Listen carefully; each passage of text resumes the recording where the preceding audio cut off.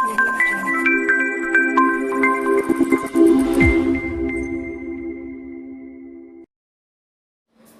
dear students,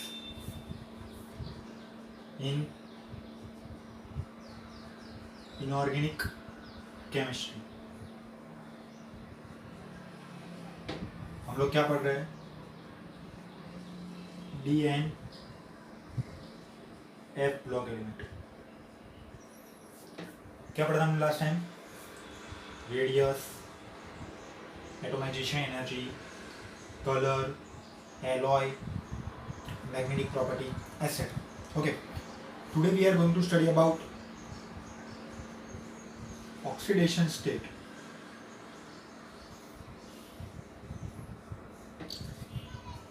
Today we are going to study about what?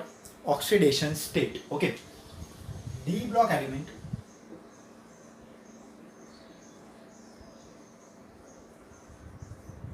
shows different oxidation number because Ns and n-1d orbital electrons, Ns as well as n-1d orbital electron takes part to show different oxidation state.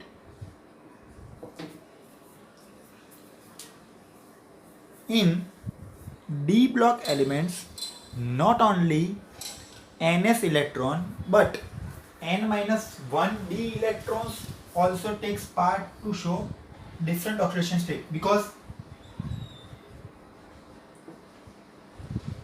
there is no large difference between energy of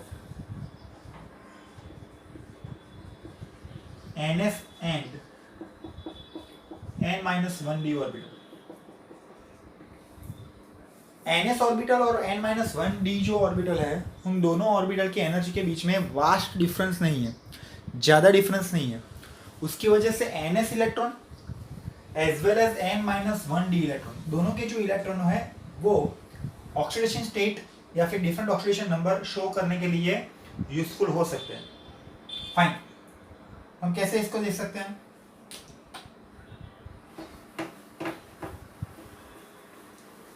हमें ये याद रखना है कि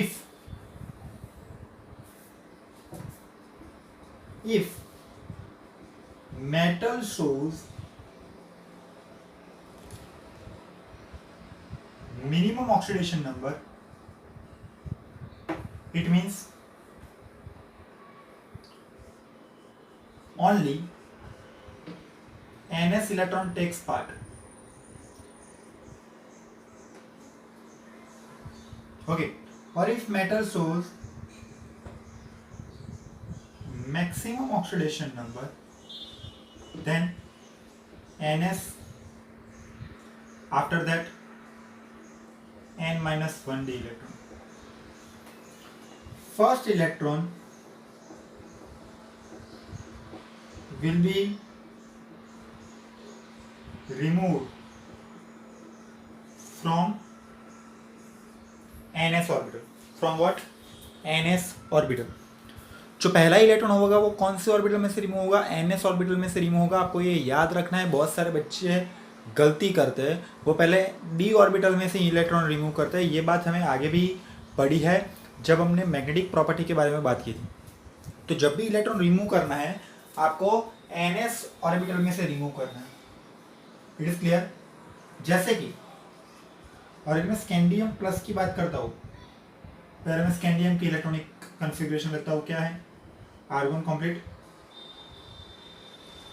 3d1 4s2, यानी कि मैं scandium plus 1 की बात कर रहा हूँ, यानी कि एक इलेक्ट्रॉन लूज हो रहा है। तो आपको ऐसा नहीं सोचना है कि एक यहाँ पे तो यहाँ से इलेक्ट्रॉन को निकाल दो, ऐसा नहीं है।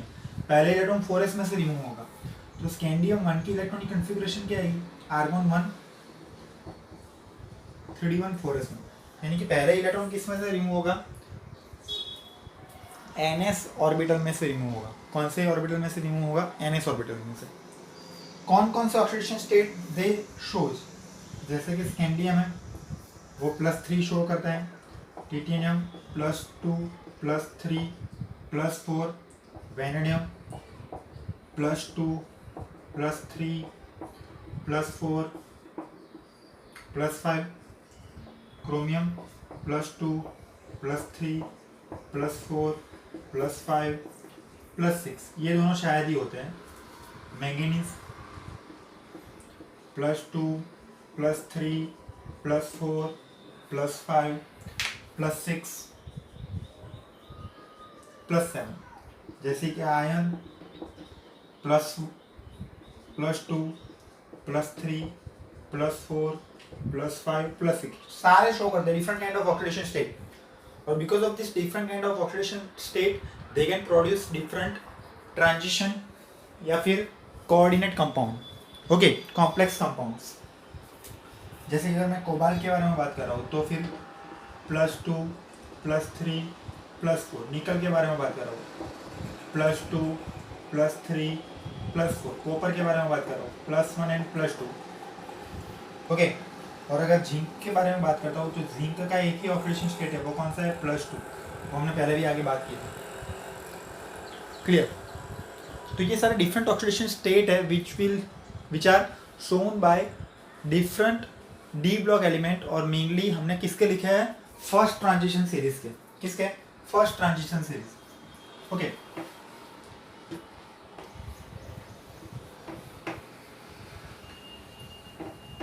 अगर आपको पूछा जाए कि कौन से ऐसे एलिमेंट है which shows maximum oxidation number, तो फिर मैक्सिमम ऑक्सीडेशन नंबर है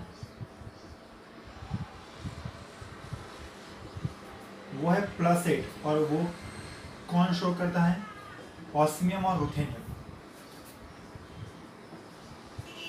वैसे 0 ऑक्सीडेशन नंबर भी होता है, जैसे कि NiCO4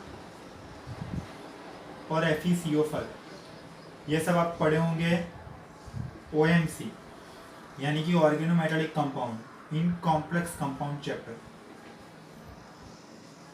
तो ऐसे भी ऑक्सीडेशन स्टेट हो सकते हैं,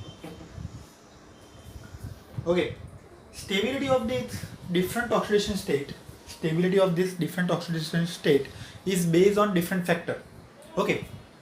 तो हम जब भी ऑक्सीडेशन स्टेट की स्टेबिलिटी की बात करेंगे तो किसी एक फैक्टर के बारे में बात कर नहीं सकते हैं, ओके। लेकिन यहाँ पे मैं बोल सकता हूँ कि in period left to right stability of maximum oxidation number decreases, stability of maximum oxidation number decreases, जैसे कि VO3 minus is more stable than CrO4 minus 2 is more stable than MO3 minus। Vanadium की maximum oxidation state है +5, क्योंकि outer most orbital यानी कि NS और उसके बाद की ऑर्बिटल 3D, उन दोनों को मिक्स कर दिया जाए, यानी कि दोनों के इलेक्ट्रॉन को कैलकुलेट कर दिया जाए, फिर भी उसमें मैक्सिमम कितने इलेक्ट्रॉन रिमूव हो सकते हैं, 5। क्रोमियम की मैक्सिमम ऑक्सीडेशन स्टेट क्या है, +6, मैंगनीज की +7। लेफ्ट टू राइट क्या होगा, स्टेबिलिटी डिक्रीज होगी। In group up to down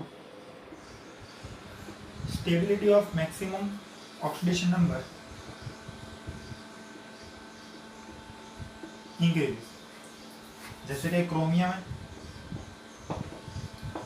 उसके नीचे क्या आएगा, मॉलिब्डेनम, और उसके नीचे क्या आएगा, टंगस्टन।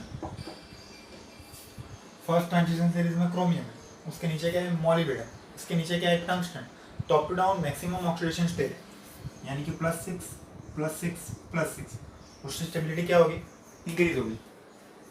यानी कि up to down stability of maximum oxidation state क्या होता है, इंक्रीज होता है। Left to right stability of maximum oxidation number क्या होता है, डिक्रीज होता है।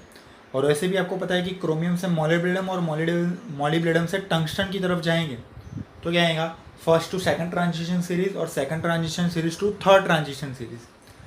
उसकी वजह से जो टंगस्टन है यानी कि W है, उसकी एटोमाइजेशन एनर्जी भी सबसे ज़्यादा होगी। टंगस्टन की डेल्टा एच ऑफ एटोमाइजेशन क्या होगा, सबसे ज़्यादा होगा, और इसकी वजह से tungsten is a very strong element, very tough element और very tough metal in a periodic table, in a periodic table. Okay, वैसे हम ये भी बोल सकते हैं, हम इलेक्ट्रॉनिक कॉन्फ़िगरेशन के डिपेंडिंग भी आंसर दे सकते हैं। जैसे कि सिंपली मैं बात करूं, आपके पास है कॉपर +1 एंड कॉपर +2। कॉपर की इलेक्ट्रॉनिक कॉन्फ़िगरेशन क्या है, आर्गन कंप्लीट 4s1 3d10। तो कॉपर +1 की इलेक्ट्रॉनिक कॉन्फ़िगरेशन क्या आएगी, आर्गन कंप्लीट 3d9, और यहाँ पे क्या आएगा, आर्गन कंप्लीट 3d9। तो according to electronic configuration, completely filled orbital is more stable। सही है ना, वही हमने पढ़ा है कि अकॉर्डिंग टू इलेक्ट्रॉनिक कॉन्फ़िगरेशन क्या होता है, कंप्लीटली फिल ऑर्बिटल होगा तो फिर क्या होगा, ज़्यादा स्टेबल होगा। तो उसके मुताबिक हम क्या बोल सकते हैं, copper +1 is more stable than copper +2। Now next, अगर मैं बात करता हूँ मैंगनीज +2 एंड मैंगनीज +3, तो क्या होगा, मैंगनीज की इलेक्ट्रॉनिक कॉन्फ़िगरेशन आपको पता है, argon complete 3d5 4s2। Okay, तो इसमें क्या है, argon complete 3d5 and argon complete 3d4। 3d5 में क्या होगा,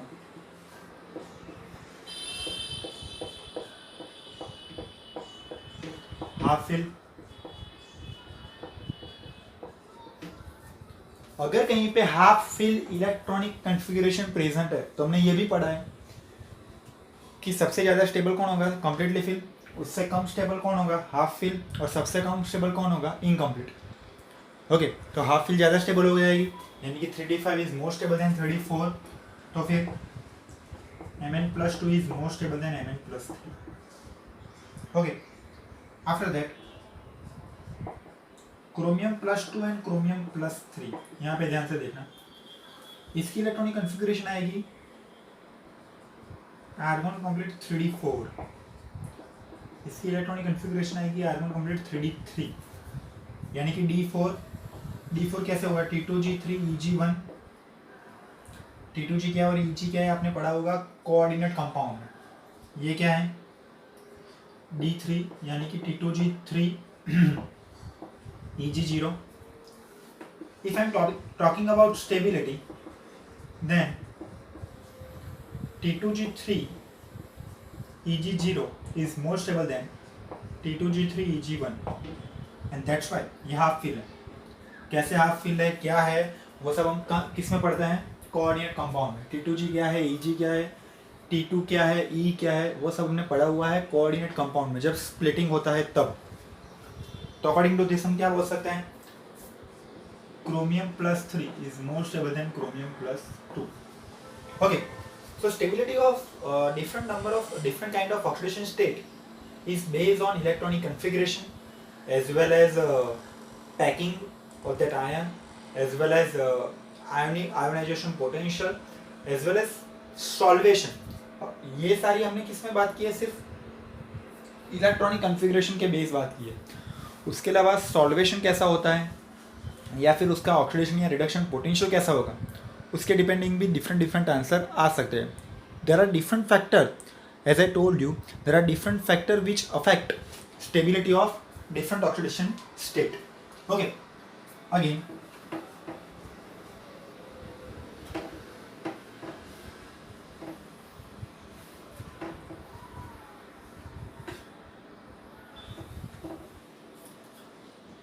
let's see.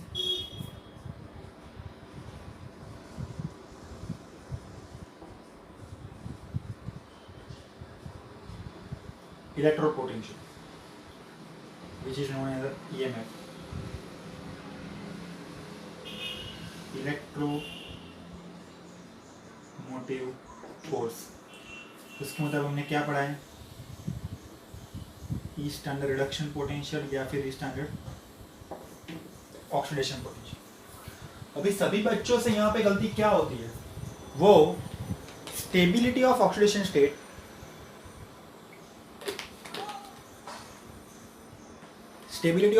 स्टेट और ईएमएफ को मिक्स कर देते हैं।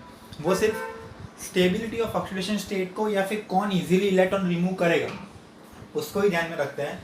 लेकिन अगर हमें ईएमएफ के बारे में बात करनी है तो फिर ईएमएफ किससे डिपेंडिंग होगा। अगर मैं यहाँ पे कोई हाफ सेल ड्रॉ कर रहा हूँ तो यहाँ पे क्या होगा, इलेक्ट्रोलाइट होगा।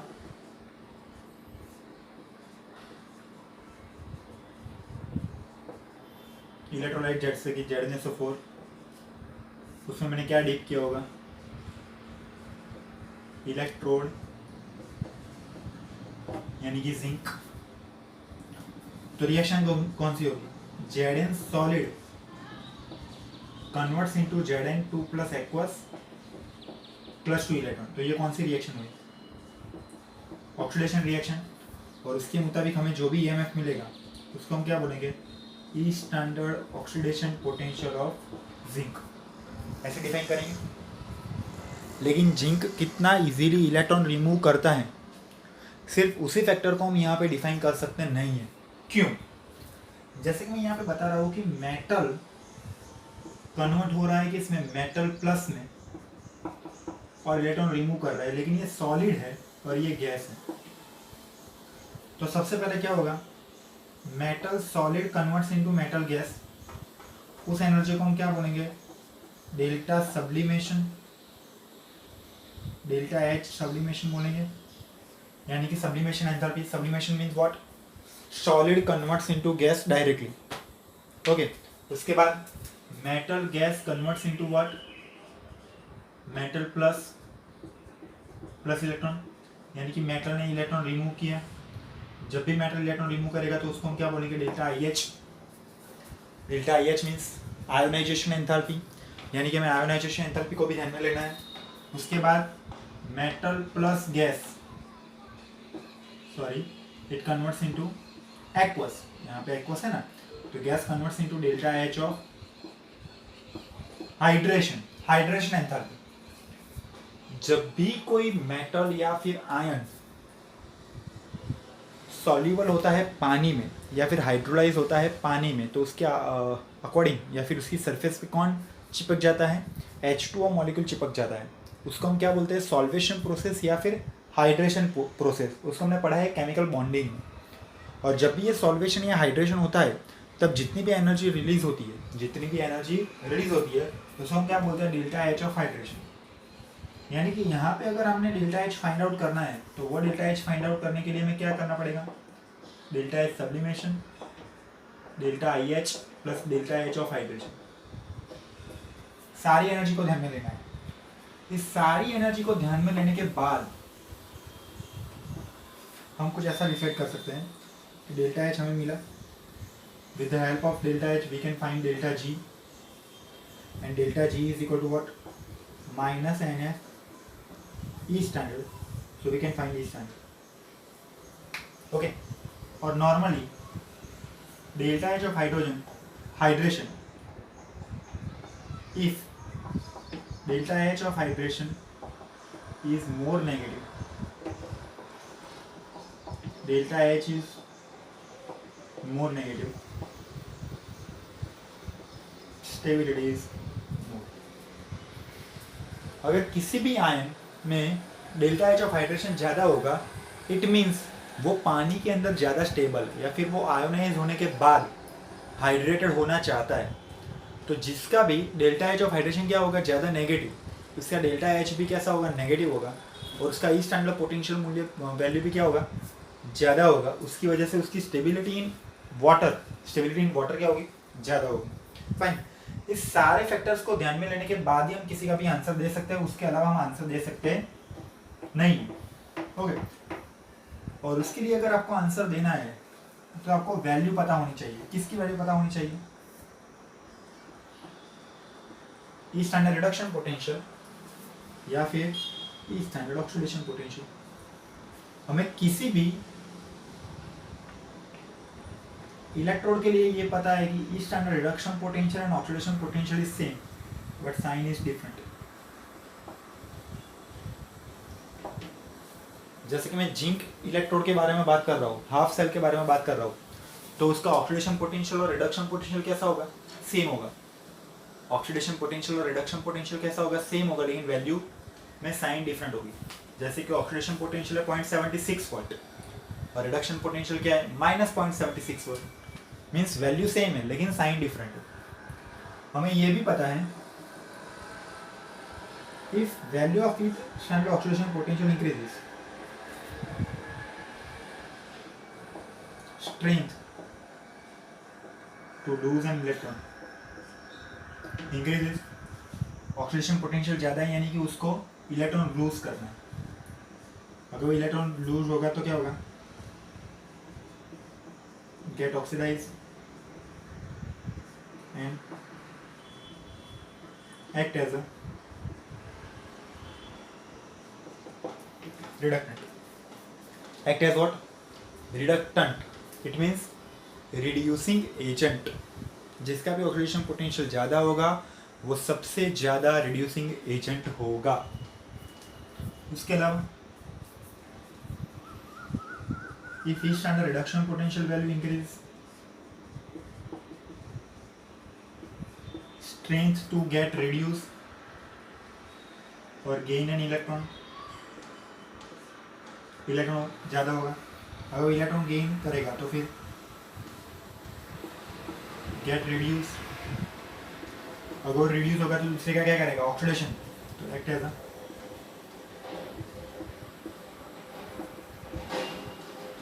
ऑक्सीडेंट या फिर ऑक्सीडाइजिंग एजेंट। ऑक्सीडेंट या फिर what? Oxidising agent. It is clear to you? लेकिन ये सारे आंसर देने के लिए आपके पास क्या होना चाहिए? ऑक्सीडेशन पोटेंशियल या रिडक्शन पोटेंशियल की वैल्यू आपके पास होनी चाहिए। और वो हमने कहाँ पे पढ़ा है? EMF सीरीज में या फिर इलेक्ट्रोकेमिस्ट्री में। ओके, लेकिन हमें ये भी ध्यान में रखना है कि अगर हमें ये सारी बातें नहीं दी गई तो हम आंसर सिर्फ किसके अकॉर्डिंग दे सकते हैं? जो भी थियरी हमने पढ़ी है या फिर जो भी फैक्टर्स हम अप्लाई कर सकते हैं। जैसे कि मैं अगर आपको एक एग्जांपल दूं, मैं आपको एक एग्जांपल करवाता हूं। Which of the following is a strong oxidising agent?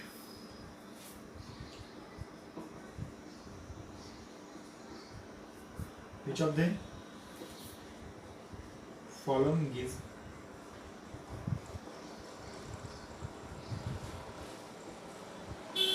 Strong oxidising agent और oxidant?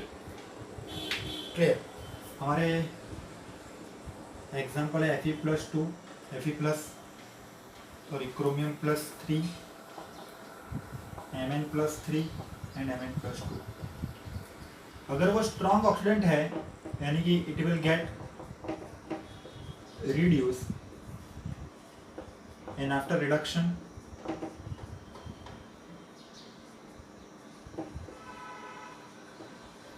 become stable.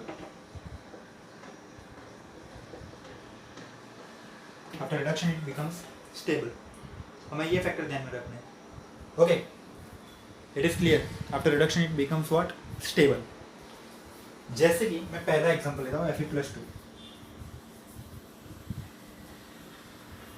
Fe+2 if it get reduce यानी कि इलेक्ट्रॉन ऐड होगा तो किस में कन्वर्ट होगा? Fe+1। इसकी इलेक्ट्रॉनिक कॉन्फ़िगरेशन क्या है? R1 कंप्लीट 3d6 और इसकी क्या होगी? R1 complete 3d6 4s1।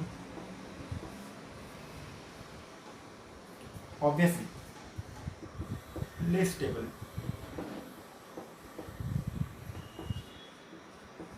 Does not get reduce, यानी कि ऑक्सीडेंट की तरह बिहेव नहीं करेगा। अगर Fe2+ रिड्यूस होता है तो वो कन्वर्ट किस में होता है? Fe+1 में। अगर वो Fe+1 में कन्वर्ट होता है तो फिर क्या होता है? वो कम स्टेबल हो जाता है। तो फिर वो ऐसा क्यों करेगा? क्योंकि पहले वो ज़्यादा स्टेबल था तो उसके बाद वो कम स्टेबल आयन में वो कन्वर्ट होगा नहीं। If it does not get reduce it means it can not act as a oxidant. Second example और second option is chromium plus 3। जैसे कि क्रोमियम प्लस 3 में इलेक्ट्रॉन आएगा तो वो क्या करेगा, क्रोमियम प्लस 2 में कन्वर्ट होगा। तो क्या होगा, R1 complete 3d3, R1 complete 3d4। हमने अभी ही पढ़ा कि D3 यानी कि 22G3Eg0 is more stable then T2G3Eg1, ऐसा हमने पढ़ा। तो ये क्या है, लेस स्टेबल, यानी कि chromium plus 3 does not get reduce और can not act as a oxidising agent. Okay, the next one Mn plus 3। यहाँ पे ध्यान से देखा, Mn प्लस 3 इलेक्ट्रॉन गेन किया, वो किस में कन्वर्ट होगा, Mn प्लस 2 में। तो क्या होता है, Mn plus 3 R1 complete 3d4, R1 complete 3d5, ये 3d5 है, यानी कि Mn प्लस 2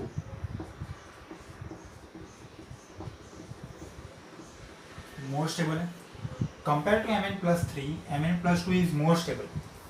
तो फिर क्या करेगा, Mn प्लस 3 क्या सोचेगा कि चलो मैं एक इलेक्ट्रॉन गेन कर लेता हूँ। अगर मैं एक इलेक्ट्रॉन गेन कर लूँगा तो फिर किस में कन्वर्ट हो जाऊँगा, Mn प्लस 2 में कन्वर्ट हो जाऊँगा। अगर मैं Mn प्लस 2 में कन्वर्ट हो गया, अगर मैं Mn प्लस 2 में कन्वर्ट हो गया तो फिर क्या होगा, मैं ज़्यादा स्टेबल बन रहा हूँ। अगर मैं ज़्यादा स्टेबल बन गया तो फिर क्या होगा, अगर मैं ज़्यादा स्टेबल बन गया तो it can reduce, it means it can act as oxidant. तो फिर ऑक्सीडेंट की तरह कौन बिहेव करेगा, Mn प्लस 3। तो फिर ऑक्सीडेंट की तरह कौन बिहेव करेगा, Mn plus 3। With the help of this kind of factors we can find out our answer. Okay, clear to you? Okay, these are the different factors which affect stability of different kind of oxidation state. Okay, clear? Fine. तो आप ऐसे ही इस factors के according आप किसी का भी answer find कर सकते हैं। और अगर वैल्यू दी गई हो इस टाइम ऑक्सीडेशन पोटेंशियल या फिर रिडक्शन पोटेंशियल की आपको वैल्यू दी गई हो तो फिर आंसर फाइंड आउट करना इजी है। जैसे कि मैंने आगे लिखा था कि ऑक्सीडेशन पोटेंशियल की वैल्यू ज़्यादा होगी तो फिर क्या होगा, और रिडक्शन पोटेंशियल की वैल्यू ज़्यादा होगी तो फिर क्या होगा। Fine, next halide. कौन बनेगा सबसे easily, F2 Cl2 Br2 okay, next fluoride is more stable because lattice enthalpy is high. How?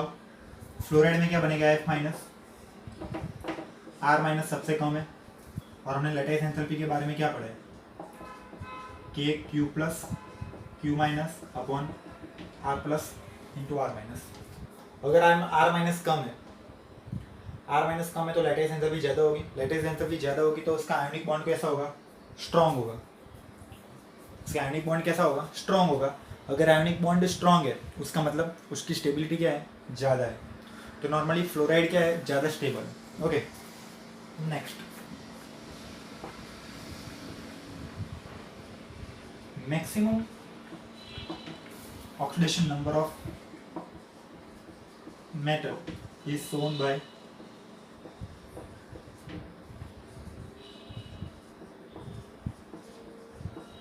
Fluoride only. जैसे कि TiX4 है तो यहाँ पे X माइनस की तरह F minus Cl minus and Br minus is possible, लेकिन वैनेडियम में Bf5 ही पॉसिबल है, क्रोमियम में CrF5 ही पॉसिबल है, सॉरी CrF6 ही पॉसिबल है। ओके, उसमें क्लोरीन या फिर ब्रोमीन आ सकता नहीं है।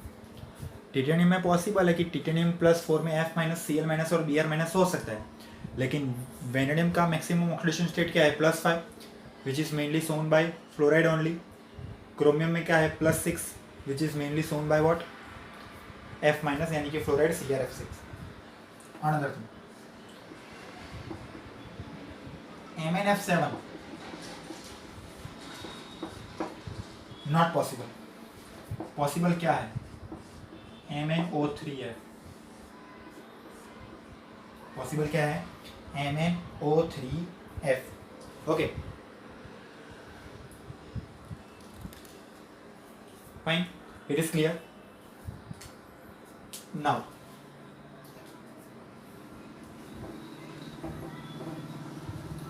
same according to this,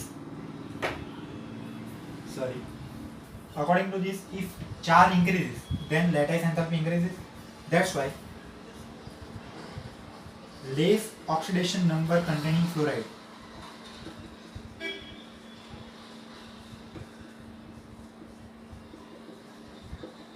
is less stable compared to higher oxidation state.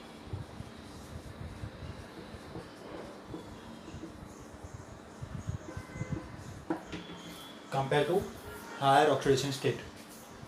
अगर कहीं पे मेटल का ऑक्सीडेशन नंबर ज़्यादा है यानी कि Q+ कम होगा, और उसी मेटल का दूसरा फ्लोराइड है जिसमें मेटल का ऑक्सीडेशन नंबर ज़्यादा है तो Q+ ज़्यादा होगा। अगर Q+ कम होगा तो लैटिस एंथैल्पी कम होगी, और अगर Q+ ज़्यादा होगा तो लैटिस एंथैल्पी क्या होगी, ज़्यादा होगी। अगर लैटिस एंथैल्पी ज़्यादा है तो स्टेबिलिटी भी क्या होगी, ज़्यादा होगी ना।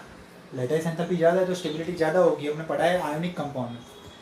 If they are ionic compound, lattice enthalpy increases, ionic character increases. That's why stability also increases. Okay. These are the factors which affect stability of different fluorides. Another thing, if Cu2+ ion react with I-, then it will converts into Cu2I2 plus I2. यानी कि +2 converts into +1. Get reduce, -1 converts into 0, get oxidized. Okay.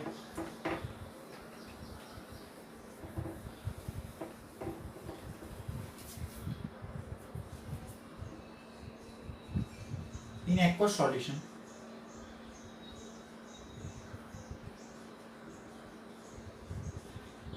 copper plus gives disproportion, get oxidize as well as reduce। यानी कि aqueous solution में copper +2 oxidise भी होता है और reduce भी होता है। कैसे, copper +1, copper +2 plus copper. Okay, balance करने के लिए यहाँ पे क्यों लिख दिया, +1 +2, oxidation number increases, oxidise, +1 0, oxidation number decreases, reduce. So in aqueous solution, copper +1 converts into copper +2 as well as copper. It means it gives disproportion reaction. It gives what? Disproportion reaction.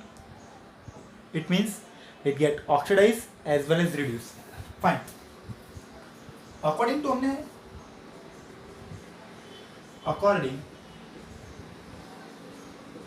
to electronic configuration हमने क्या पढ़ा था? Copper +1 is more stable than copper +2. But in a aqueous solution, copper +2 is more stable than copper +1. यहाँ पे क्या है D9, यहाँ पे क्या है D10, फिर भी copper +2 is more stable than copper +1। हमने आगे पढ़ा था ऑक्सीडेशन नंबर, और उस ऑक्सीडेशन नंबर की डिफरेंट स्टेबिलिटी फाइंड आउट की, और वो स्टेबिलिटी में हमने पढ़ा था कि अगर हम सिर्फ इलेक्ट्रॉनिक कॉन्फ़िगरेशन को ध्यान में रखते हैं तो फिर क्या होगा, कॉपर +1 ज़्यादा स्टेबल होगा कंपेयर टू कॉपर +2। लेकिन सच में अगर मैं एक्वस सॉल्यूशन की बात करूँ तो कॉपर +2 मोर स्टेबल है कॉपर +1 से। क्यों? Delta H of hydration of copper +2 is higher than copper +1. copper +2 की हाइड्रेशन एंथैल्पी, Cop+2 की क्या हाइड्रेशन एंथैल्पी ज़्यादा है। और हमने क्या पढ़ा है कि हाइड्रेशन एंथैल्पी अगर ज़्यादा होगी तो स्टेबिलिटी बढ़ जाएगी। हाइड्रेशन एंथैल्पी अगर ज़्यादा होगी तो स्टेबिलिटी क्या हो जाएगी, बढ़ जाएगी। ओके, हमने यही पढ़ा कि हाइड्रेशन एंथैल्पी ज़्यादा है तो वो हाइड्रेट इजीली होगा, उसके आजू बाजू में वाटर मॉलिक्यूल इजीली कंबाइन होंगे तो उसकी स्टेबिलिटी क्या हो जाएगी, बढ़ जाएगी। Fine, these are the factors which affect stability of Cop+2 in aqueous solution. Next topic is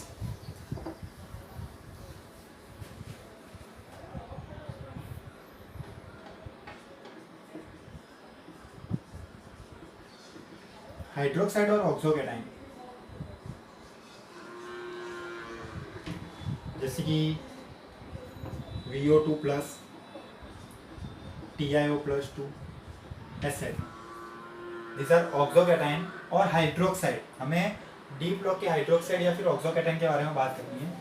वो पानी के साथ रिएक्शन करके क्या बनाएंगे, H2CrO4, क्रोमिक एसिड या फिर HMnO4, इसको हम क्या बोलेंगे, मैंगनीक acid.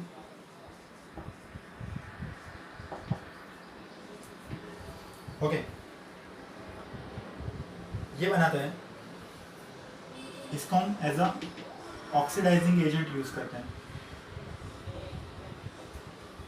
In a different kind of organic reaction. वो हम पढ़ेंगे ऑर्गेनिक कंपाउंड में। हमें सारे याद नहीं रखने में, सिर्फ इतना ही याद रखना है, इफ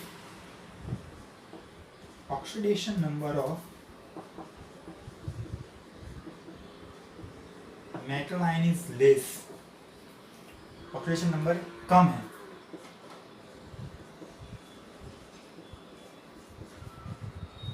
आयोनिक कैरेक्टर ज़्यादा होगा और वो बेसिक होंगे। If oxidation number of metal ion is high, oxidation number ज़्यादा है तो फिर कोवैलेंट कैरेक्टर ज़्यादा होगा और वो सारे एसिडिक होंगे। ओके, अगर सेम मेटल आयन है, अगर सेम मेटल आयन है, ये सब फाइंड आउट करना बहुत ही इजी है। ये सब फाइंड आउट करना क्या है, बहुत ही इजी, हम इजीली फाइंड आउट कर सकते हैं। कैसे, देखते हैं। आप पढ़े होंगे फजान रूल। फजान रूल में क्या पढ़ा था, पोलराइजेशन। मैं पूरा नहीं पढ़ाऊंगा अभी क्योंकि हम पढ़ चुके हैं chemical bonding 11th। Polarisation proportional to what,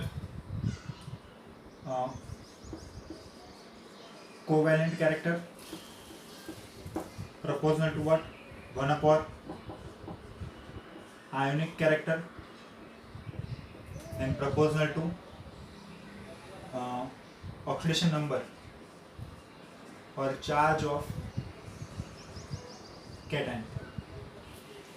अगर कैटायन का चार्ज ज़्यादा है तो कोवैलेंट कैरेक्टर ज़्यादा होगा, और अगर चार्ज कम है तो आयनिक कैरेक्टर ज़्यादा होगा। सिंपल है, अकॉर्डिंग टू हुम, फजान्स रूल। ये हमने पढ़ा हुआ है। फाइन, तो इसके बारे में हमने पहले ही बात करी हुई है कि ऐसा हो सकता है, और वो बेसिक क्या है, क्यों है, और एसिडिक क्यों है, वो भी हम समझा सकते हैं कि अगर हम पीरियड में लेफ्ट साइड रहे तो वो क्या होगा, मेटलिक होगा, मेटलिक ऑक्साइड होगा, और मेटलिक ऑक्साइड कैसा होता है, बेसिक होता है। और अगर हम पीरियड में राइट साइड जाएंगे तो क्या होगा, नॉन मेटलिक ऑक्साइड होगा,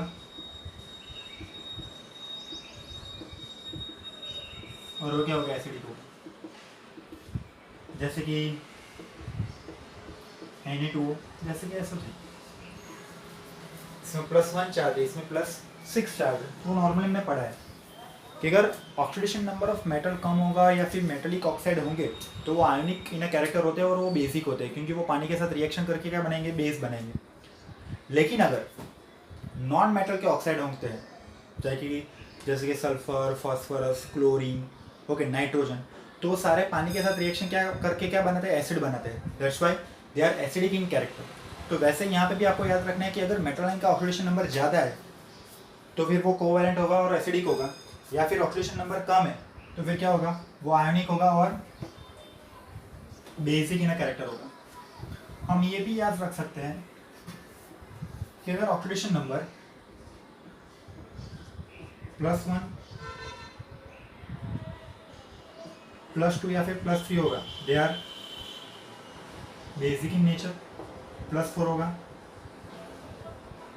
एम्फोटेरिक इन नेचर।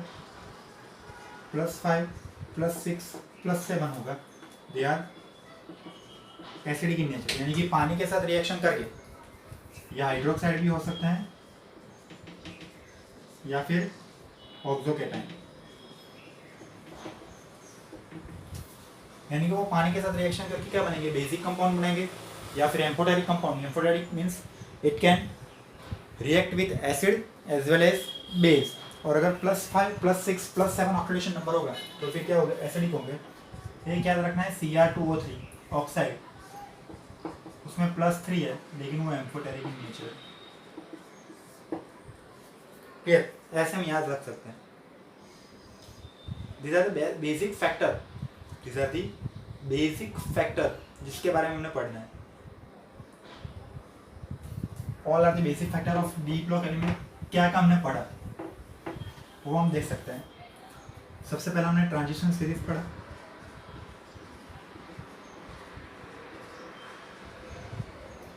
उसके बाद हमने एटोमाइजेशन एनर्जी पढ़ा,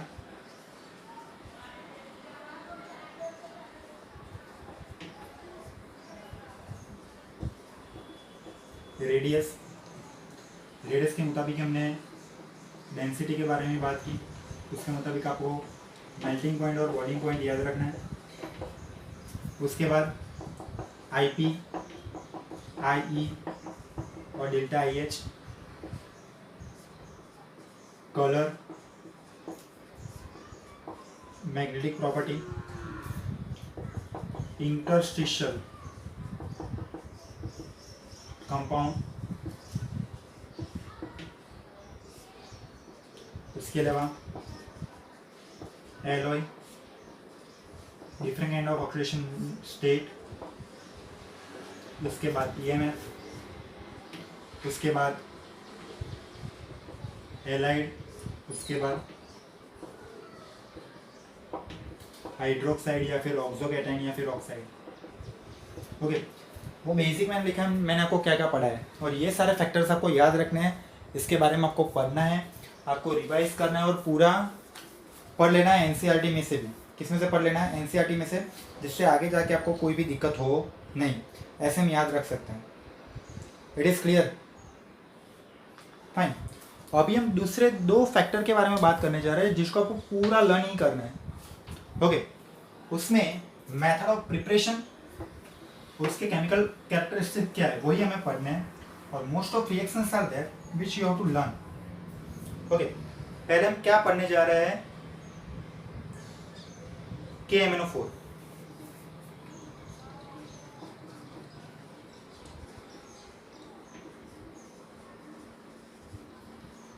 पोटेशियम परमैंगनेट।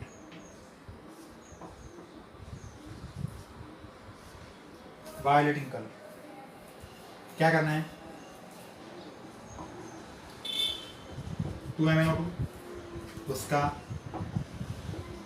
KOH के साथ या फिर 2MnO2 K2CO3 के साथ ऑक्सीडेशन करना है। In a present of KNO3 act as a oxidant. Okay, it will converts into 2K2MnO4 और H2O as well as CO। ये रिएक्शन है, उसकी वजह से आपको याद रखना है। K2MnO4 हमने ऑक्सीडेशन करके ये बनाया है, ये +4 है, यहाँ पे +6 है, is known as a potassium manganate.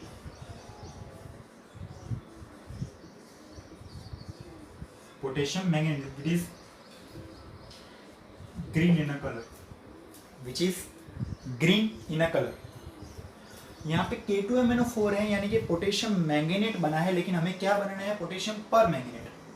Potassium manganate में ऑक्सीडेशन नंबर क्या है, +6, और पोटेशियम पर मैंगनेट में ऑक्सीडेशन नंबर क्या होगा, +7, यानी कि हमें इसका फर्दर ऑक्सीडेशन करना होगा।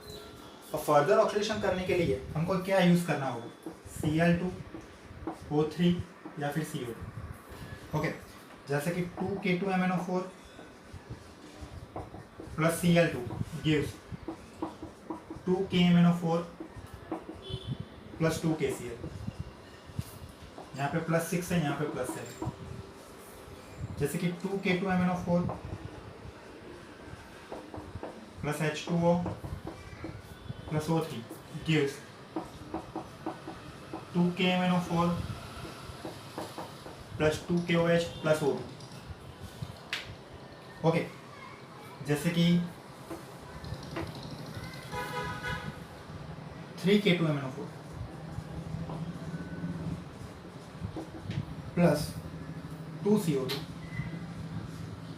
gives 2KMnO4 plus K2CO3 plus MnO2 plus K2CO3। Clear, समझ में आ गया? यानी कि Cl2 ओजोन या फिर CO2 के साथ ऑक्सीडेशन करने के बाद हमको क्या मिलेगा, KMnO4 मिलेगा, यानी कि पोटेशियम पर मैंगनेट हमको मिलेगा। क्या मिलेगा, potassium permanganate which is violet in a colour, यानी कि ग्रीन कलर में से कौन सा कंपाउंड बन जाएगा, वायलेट कलर का कंपाउंड बन जाएगा। समझ में आ गया? लेकिन मैंने लास्ट रिएक्शन ऊपर इसलिए लिखी हुई है क्योंकि वो रिएक्शन डिसप्रपोर्शन है। डिसप्रपोर्शन इट मीन्स यहाँ पे ऑक्सीडेशन भी हो रहा है और रिडक्शन भी हो रहा है। यहाँ पे +6 है, ये +7 है, यानी कि ये क्या हुआ है, ऑक्सीडेशन। यहाँ पे +6 है, यहाँ पे +4 है, यहाँ पे क्या हुआ है, रिडक्शन। क्लियर? हम ऐसा भी बोल सकते हैं कि MnO4 -2 था K2MnO4 में, विच is green in a colour, वो किस में कन्वर्ट होता है, MnO4 माइनस में +7 इलेक्ट्रॉन लूज हुआ, violet in a colour. Okay, ऐसे हम क्या बना सकते हैं, KMnO4 बना सकते हैं। अगर हमें लेबोरेटरी में बनाना है तो क्या करेंगे, 2Mn+2 प्लस 5H2O8 -2, सारी रिएक्शन आपको याद रखनी है, plus 8H2O gives 2MnO4 10SO4 -2 plus 16H+। Balance reaction, balancing को आपको पता है, रेडॉक्स रिएक्शन हम बैलेंस करते हैं, उस तरह आपको इसको भी बैलेंस करना है। ये मैंने बैलेंस ही लिखी हुई है, यानी कि आपको यूज़ करना है पर डाइसल्फ्यूरिक एसिड या फिर पर डाइसल्फेट H2SO8 डाइसल्फ्यूरिक एसिड, पर डाइसल्फ्यूरिक एसिड या फिर पैरोक्सी डाइसल्फ्यूरिक एसिड, उसमें से ये आयन लिया हुआ है। यानी कि पर डाइसल्फ्यूरिक एसिड की रिएक्शन हमें Mn+2 के साथ करनी है और पानी डालना है, तो हमको क्या मिलेगा, MnO4-, यानी कि पर मैंगनेट आयन हमको मिल जाएगा। It is clear? Any doubt? Okay, it is violet in a colour.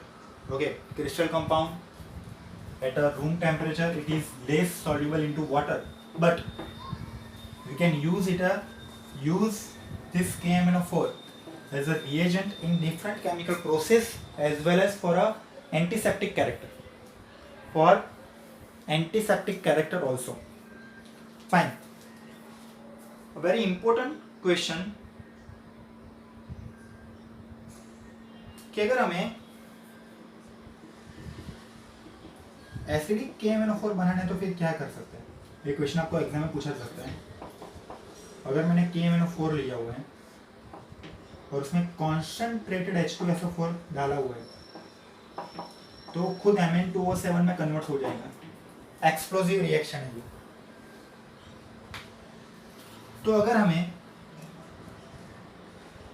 Acidic KMnO4 बनाना है तो हमें क्या यूज करना चाहिए, कॉन्सेंट्रेटेड H2SO4 यूज करना चाहिए या फिर डाइल्यूट H2SO4 यूज करना चाहिए।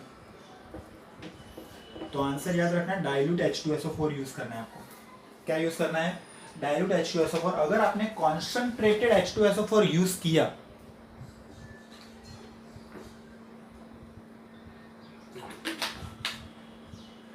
अगर आपने कॉन्सेंट्रेटेड H2SO4 यूज किया तो वो खुद Mn2O7 में कन्वर्ट हो जाएगा। अगर वो खुद Mn2O7 में यानी कि एक्सप्लोसिव कंपाउंड में कन्वर्ट हो जाएगा तो वो फिर KMnO4 रहा ही नहीं है। अगर वो KMnO4 है ही नहीं तो उसको हम एसिडिक KMnO4 कैसे बोल सकते हैं? तो अगर आपको एसिडिक KMnO4 यूज करना है तो आप कॉन्सेंट्रेटेड H2SO4 या फिर dilute H2SO4, concentrated H2SO4 use नहीं कर सकते हैं, आपको डाइल्यूट H2SO4 ही यूज करना है। KMnO4 बहुत ही अच्छा स्ट्रॉन्ग ऑक्सीडाइजिंग एजेंट है in organic reaction. We can use acidic, basic और न्यूट्रल KMnO4। अनदर थिंग, अगर मैं 2 KMnO4 को हीट अप्लाई करता हूँ यानी कि थर्मल डिकम्पोजिशन करता हूँ 750 केल्विन टेम्परेचर अप्रोक्सीमेटली, तो हमको मिलेगा K2MnO4 MnO2 plus O2. It means this reaction is used to produce O2। Oxygen की प्रिपरेशन में हम KMnO4 को यूज कर सकते हैं। With the help of thermal decomposition of KMnO4 we can produce oxygen, we can produce oxygen O2 बना सकते हैं। Clear? This one is not a disproportion reaction, this is only reduce reaction. यहाँ पे +7 है, यहाँ पे +6 है और यहाँ पे +4 है, दोनों तरफ रिडक्शन ही हो रहा है। Okay, the next one and important question is different equivalent weight of KMnO4। Different equivalent weight of what? KMnO4। Clear? देखते हैं acidic character MnO4 minus converts into Mn+2। आपको पता है इक्विवेलेंट वेट कैसे हम फाइंड करते हैं? Equivalent weight is equal M upon N factor. N factor means number of electron और change in oxidation number, number of electron gain or lose or change in oxidation number. With the help of this kind of formula we can find equivalent weight of any acid, sorry, equivalent weight of any compound. कैसे करना है? +7 +2, 5 electron gain किया या फिर 5 oxidation number में change आया N/5।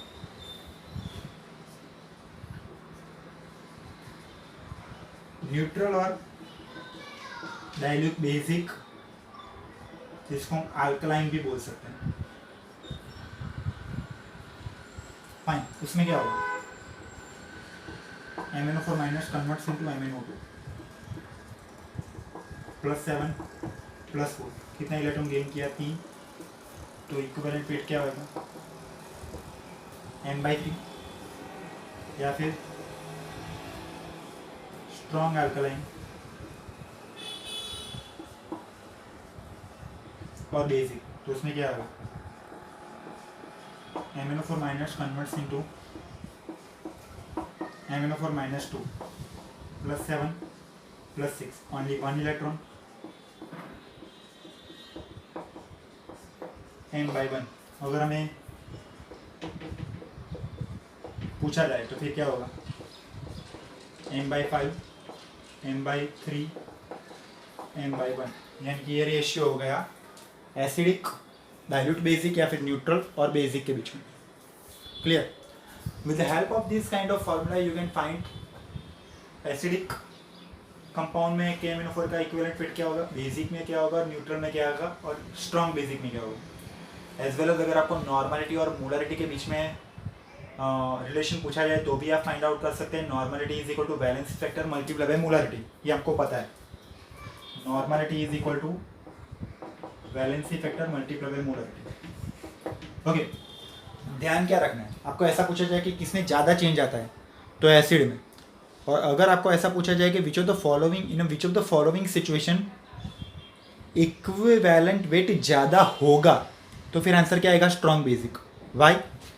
क्योंकि यहाँ पे हमने m/5 किया है, यहाँ पे m/1 किया है, तो ज़्यादा आंसर किस में आएगा, स्ट्रॉन्ग बेसिक में ही आएगा।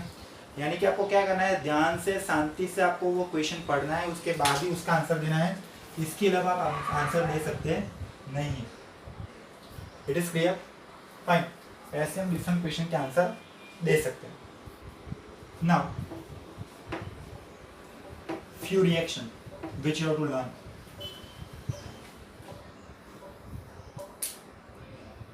अगर एसिडिक कंपाउंड है then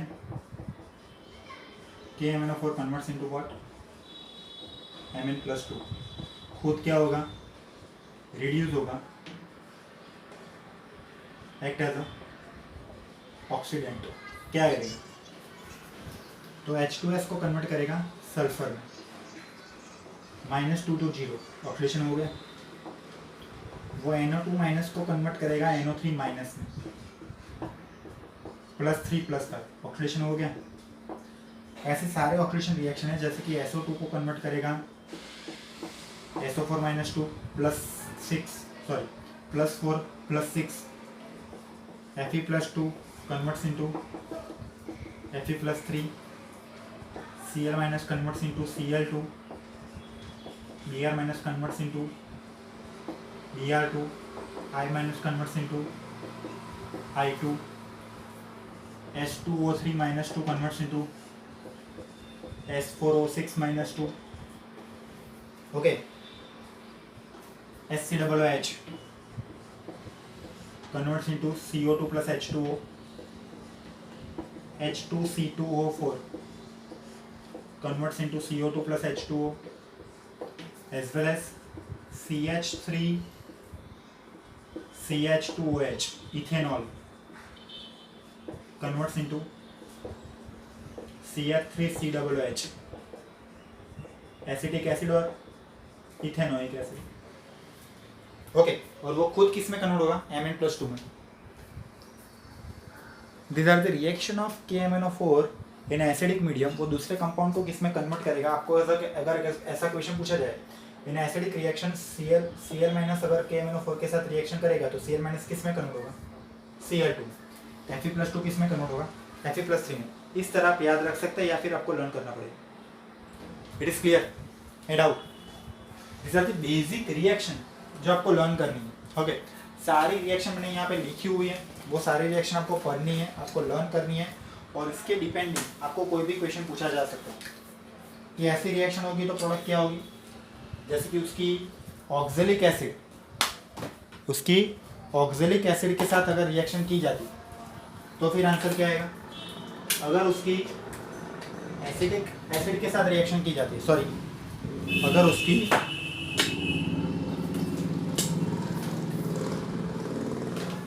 फॉर्मिक एसिड यानी कि HCOOH के साथ रिएक्शन की जाती है तो फिर आंसर क्या आएगा। ऐसे बहुत सारे क्वेश्चन आपको पूछे जा सकते हैं। ये तो एसिडिक मीडियम की बात हुई। If there is alkaline medium,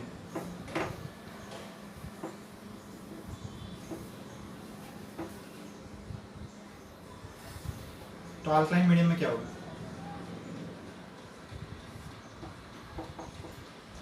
basic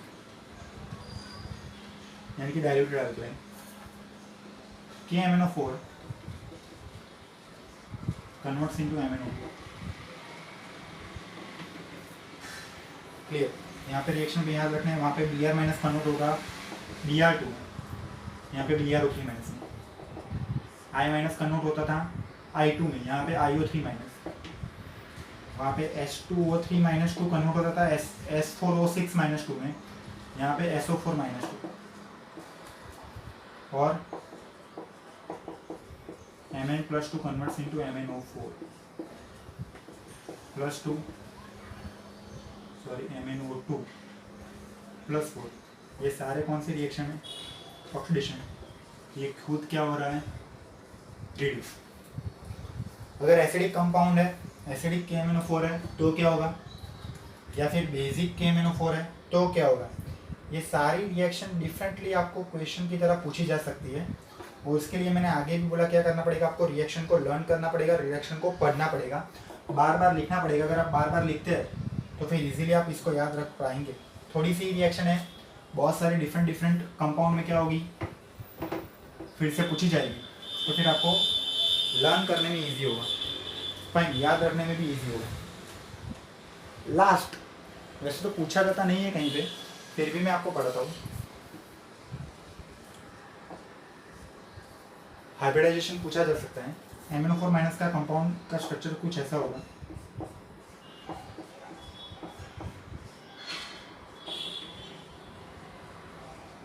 टेट्राहाइड्रोलिनस shape, लेकिन हाइब्रिडाइजेशन होगा D3S।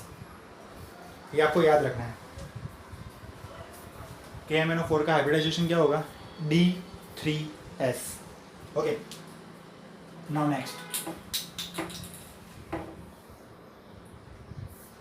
Potassium dichromate. Dichromate which is orange in colour. कैसे बनाना है,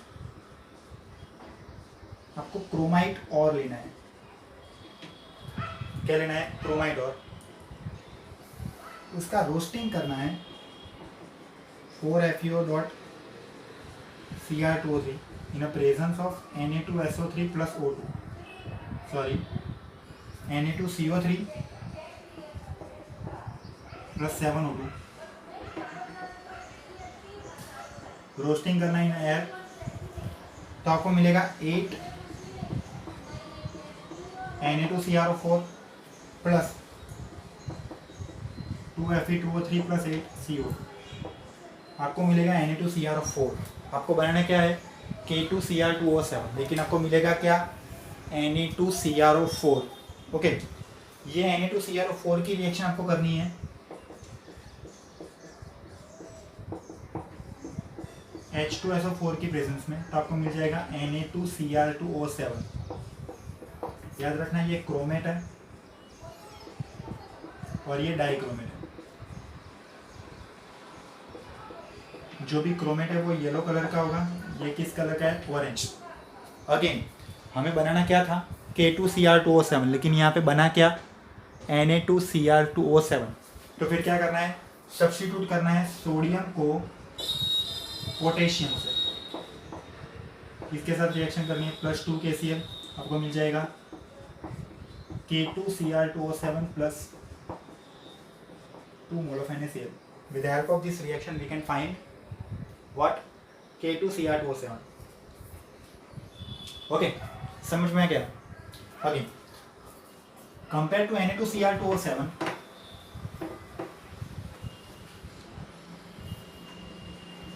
compared to Na2Cr2O7 we use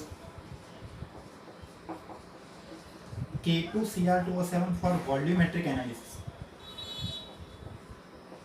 आप जो भी प्रैक्टिकल करेंगे वो आपको पता है, वॉल्यूमेट्रिक एनालिसिस में आप इसको यूज करते हैं। क्यों, ये मॉइस्चर को एब्जॉर्ब करता है। ओके, यह क्या करता है, मॉइस्चर को अपनी तरफ एब्जॉर्ब करता है, यानी कि पानी को अपनी तरफ खींच लेता है। उसकी वजह से Na2Cr2O7 का हम यूज नहीं कर सकते इन वॉल्यूमेट्रिक एनालिसिस। अगर आपको पूछा जाए कि आपको क्या यूज करना होगा, तो K2Cr2O7। क्लियर, Na2Cr2O7 हम यूज कर सकते हैं नहीं, फाइन। ओके, नाउ अगर आपको पूछा जाए कि what is equivalent weight for K2Cr2O7, K2Cr2O7 है, यानी कि Cr2O7 -2 है। क्रोमियम की मोस्ट स्टेबल ऑक्सीडेशन स्टेट +3 है, 2 क्रोमियम का ऑक्सीडेशन नंबर +12 आएगा, यहाँ पे +6 आ गया, तो इक्विवेलेंट वेट आएगा m/6। यानी कि किसी भी डाइक्रोमेट कंपाउंड का इक्विवेलेंट वेट क्या होगा, m/6। याद रखना, क्रोमियम का स्टेबल ऑक्सीडेशन नंबर +3 है। अगर क्रोमेट पूछा जाए तो वो भी +3 में कन्वर्ट होगा, +6 plus 3. Change in oxidation number 3. That's why equivalent weight is equal to m by 3. It is clear? Chromate के लिए m by 3, डाइक्रोमेट के लिए डाइक्रोमेट के लिए m by 6. Another thing, dichromate orange in a color, chromate yellow in a colour, green colour. Fine, सबके colour आपको याद रखना है. किसका कलर क्यों है वो भी मैंने आपको पढ़ाया है. अगर मैं K2Cr2O7 का थर्मल डिकम्पोजिशन करता हूं तो मुझे क्या मिलेगा? K2CrO4 plus Cr2O3 plus O2. It means with the help of thermal decomposition of K2Cr2O7 we can produce O2. It means for the production of O2 या फिर O2 प्रोड्यूस करने के लिए हम KMnO4 या फिर K2Cr2O7 का थर्मल डिकम्पोजिशन कर सकते हैं. फाइन. अनदर थिंग, अगर CrO4-2 है तो इसका स्ट्रक्चर कुछ ऐसा होगा, लेकिन अगर Cr2O7-2 है तो इसका स्ट्रक्चर कुछ ऐसा होगा.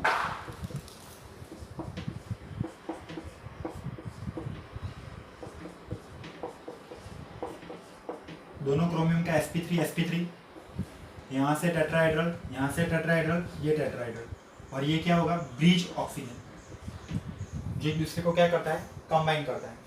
अनदर थिंग, आगे हमने क्या पढ़ा कि CrO4-2 के अंदर अगर मैंने H2SO4 डाला यानी कि pH मैंने <7 की तो किस में कन्वर्ट हो गया? Cr2O7-2, यानी कि क्रोमेट किस में कन्वर्ट हो गया? डाइक्रोमेट. ऐसे ही अगर मैं उसमें OH- डालूंगा या फिर pH <7 करूंगा तो Cr2O7-2 will be converts into CrO4-2. Again आगे जब हम K2Cr2O7 की प्रोडक्शन पढ़ रहे थे तो हमने क्या पढ़ा था कि CrO4-2 में अगर मैं H+ डालता हूँ तो वो किस में कन्वर्ट होता है? Cr2O7-2 में. So in acidic medium chromate ion converts into dichromate ion. Same अगर मैं डाइक्रोमेट आयन में OH- डालता हूँ या फिर उसकी pH <7 करता हूँ या फिर बेसिक करता हूँ तो फिर वो फिर से किस में कन्वर्ट हो जाएगा? CrO4-2 में. Chromate converts into dichromate acidic, dichromate converts into chromate basic, yellow converts into orange. So they are interconvertible. Both are interconvertible मतलब कि दोनों एक दूसरे में कन्वर्ट हो सकते हैं. Again, as KMnO4, we can use acidic K2Cr2O7. Acidic K2Cr2O7 in a strong oxidizing agent for organic reaction. Mainly, inorganic reaction में भी यूज होता है. फिर से पढ़ा दूँ, K2Cr2O7 H2SO4 के साथ रिएक्शन करेगा, बनाएगा H2Cr2O7 और उसके बाद बनेगा H2CrO4 which is chromic acid and we can use this. It is clear to you? No doubt? जैसे हमने उसकी रिएक्शन देखी थी, किसकी? KMnO4 की, कि KMnO4 कैसे, किस तरह, किस कंपाउंड को किस में कन्वर्ट करता है. वैसे हम यहाँ पे पढ़ लेते हैं कि K2Cr2O7 कैसे रिएक्ट करेगा. देख लेते हैं.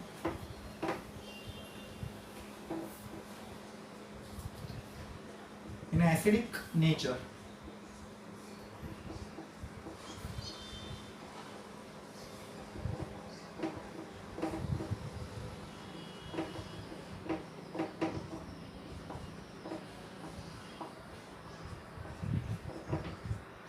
खुद क्या हुआ? रिड्यूस हुआ. दूसरों को क्या करेगा? ऑक्सीडाइज करेगा. कैसे? H2S को कन्वर्ट करेगा सल्फर में,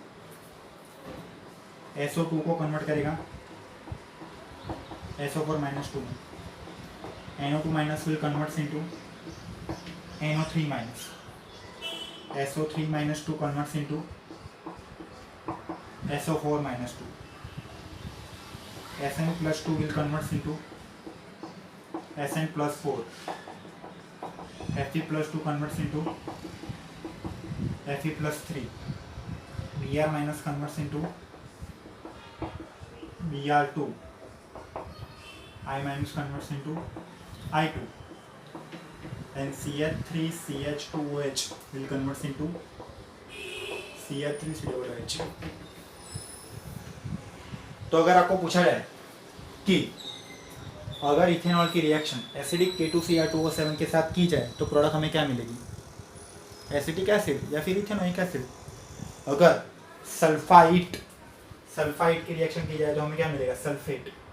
अगर नाइट्राइड की रिएक्शन की जाए तो हमें क्या मिलेगा, नाइट्रेट। अगर Fe+2 फेरस की रिएक्शन की जाए तो हमें क्या मिलेगा, फेरिक।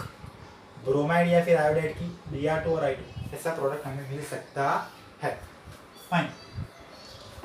दूसरी जो इंपॉर्टेंट रिएक्शन है वो भी मैं आपके साथ डिस्कस कर लेता हूँ। Chromyl chloride test.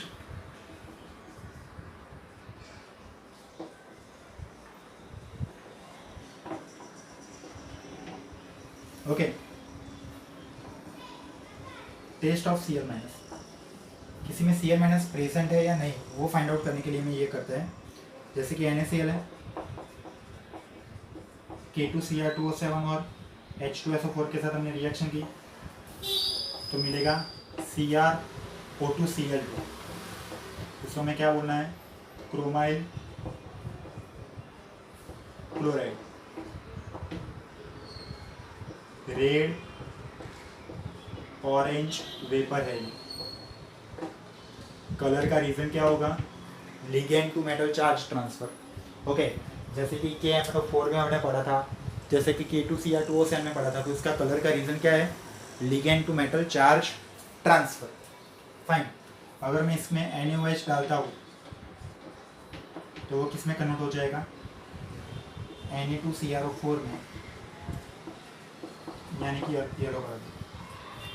यानी कि अगर मैं क्या करता हूँ, किसी में भी Cl माइनस प्रेजेंट है वो है या नहीं वो देखने के लिए अगर उसमें K2Cr2O7 और H2SO4 डालता हूँ और अगर उसमें मुझे क्या मिलता है, रेड ऑरेंज वेपर मिलती है, वो मिक्सचर की वजह से क्या मिलेगी, रेड ऑरेंज वेपर। और उसके बाद अगर मैं NaOH डालने के बाद वो कन्वर्ट हो जाएगा Na2CrO4 में, यानी कि पूरा सॉल्यूशन किस कलर का हो जाएगा, येलो कलर का। इट मीन्स उसमें Cl माइनस प्रेजेंट है। अगर Cl माइनस प्रेजेंट होगा तो ही ये रिएक्शन होगी, नहीं तो ये रिएक्शन होगी नहीं। So with the help of this reaction we can find out that उसमें Cl माइनस प्रेजेंट है या नहीं। अगर Cr2O7 माइनस 2 H2O2 के साथ, यानी कि पर हाइड्रल या फिर हाइड्रोजन पेरोक्साइड के साथ रिएक्शन करता है तो क्या होगा, 2H plus 4H2O2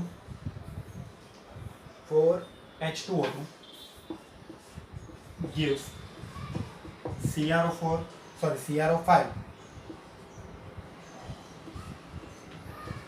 plus 5H2। Clear, 2CrO5 plus 5H2,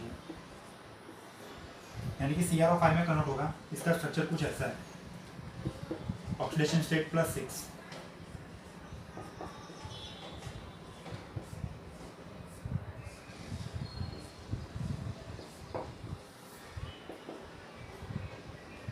peroxide -1 -1 -1 -1, oxide -2, इसकी वजह से इसका ऑक्सीडेशन स्टेट है +6। Okay, these are the reaction of what, K2Cr2O7। मैं फिर से आपके साथ डिस्कस करना चाहता हूँ, अगर वहाँ पे KMnO4 है या फिर K2Cr2O7 है तो प्रोडक्शन और उसकी केमिकल रिएक्शन या फिर केमिकल कन्वर्जेशन क्या होगा, वो किस कंपाउंड को किस में कन्वर्ट करेगा, वो सारे मैंने यहाँ पे लिखे हुए हैं। लेकिन आपको क्या करना पड़ेगा, बार बार उसको लिखना पड़ेगा, उसके बाद उसको रेडी करना पड़ेगा, लर्न करना पड़ेगा, उसके मुताबिक ही आपको उसका आंसर देना पड़ेगा। उसके आगे मैंने जो भी कंपाउंड पढ़ाए थे या फिर जो भी फैक्टर पढ़ाए थे उसमें कुछ लॉजिक था या फिर कोई कॉन्सेप्ट थे जो आप अप्लाई कर सकते हैं। यहाँ पे बहुत सारी इनऑर्गेनिक रिएक्शन है या फिर कन्वर्जन है, वो आपको लर्न करना पड़ेगा, लिखना पड़ेगा। ओके डियर स्टूडेंट्स, तो आज के लिए हम ये चैप्टर को यहाँ तक ही रखते हैं। उसके बाद हम क्या पढ़ेंगे, यहाँ पे आपका डी ब्लॉक खत्म होता है। यहाँ पे क्या होता है, D block element is complete.